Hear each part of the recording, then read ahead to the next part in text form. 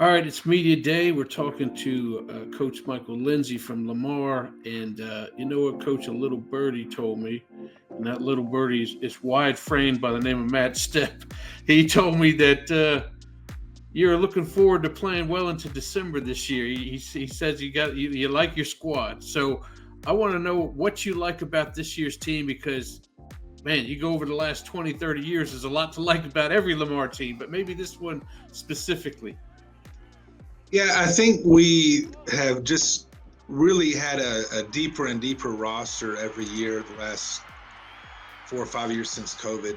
And so, we're looking at having 50 seniors this next year. And 2 years ago we were 12-1, had a great team. We only returned 3 starters total last year, so we were pretty young. And so now, we get to have one of those years where we have a lot of experience coming back, especially on the offensive side, 3 out of 5 offensive linemen back, a lot of skill returning, a lot of speed.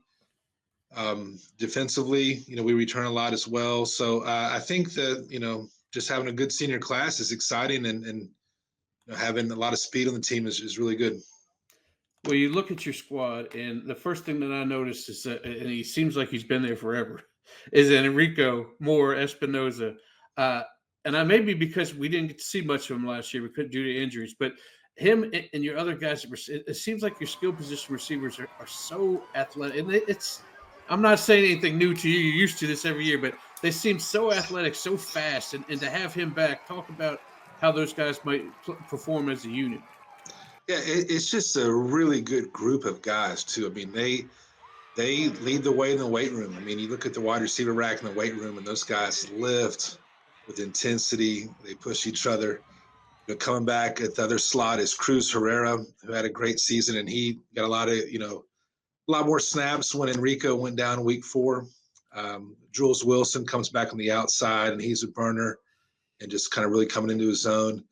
And then, one of our super sauce from last year, 2027 kid, Carson Landor, he's probably one of the fastest kids, around, and he had a great season. And so that group is it's just a fun group, and a lot of that is just how they work. I mean, they're up here at Lamar all the time catching routes. I mean, when I get to school in the morning, I see them out there on the field. When I leave, a lot of times they're catching routes. So it's just a good group. Talk and then flipping it on the other side. You talked about your offensive line, but your defensive line, kind of with Wheatfall there, he just looks like the kind of guy with the power and speed that man if you don't get that ball out of your hands quickly, that ball carrier is going down and it'll probably be a TFL. Yeah, Martin's a very athletic defensive lineman, and he can play inside. He's big enough. He can play outside. He's quick.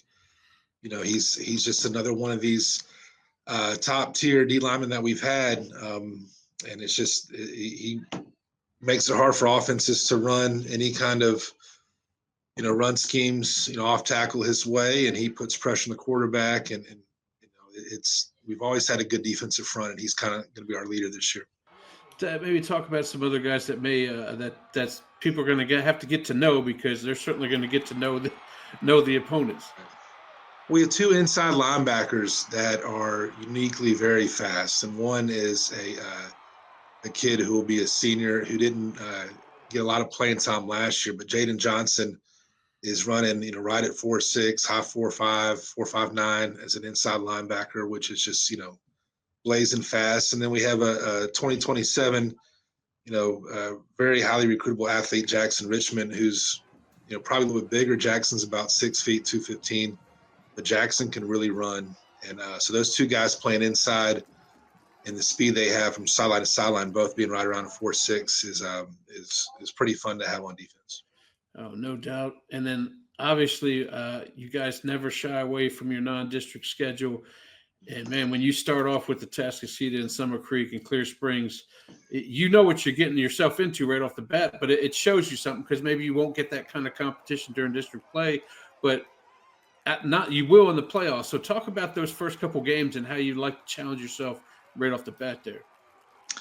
Yeah, it helps you all season too. I mean, when your kids are looking at, playing first Friday in August, our first Friday of the season, end of August, playing in Tascasita. It kind of motivates everybody, and there's a lot of chatter just getting ready for that game. And because you can't ease into it, everybody's going to be lining up against top tier players, and it's going to be a great atmosphere. And certainly, last year we took a couple of tough losses. We didn't compete as well against those teams as we wanted to, but the morale of the team never shrunk. We knew we were going to be good, and we knew that was going to help us in the long run. That we saw we needed to work on to play at a high level, and so that's why we do it. And we come out of that. We always come out of non-district, a lot better team than we started. That's the key. Well, it's going to be fun. I can't wait for August to get around. Coach, I appreciate you joining us, and good luck this season. Thank you so much. Thank you for covering us.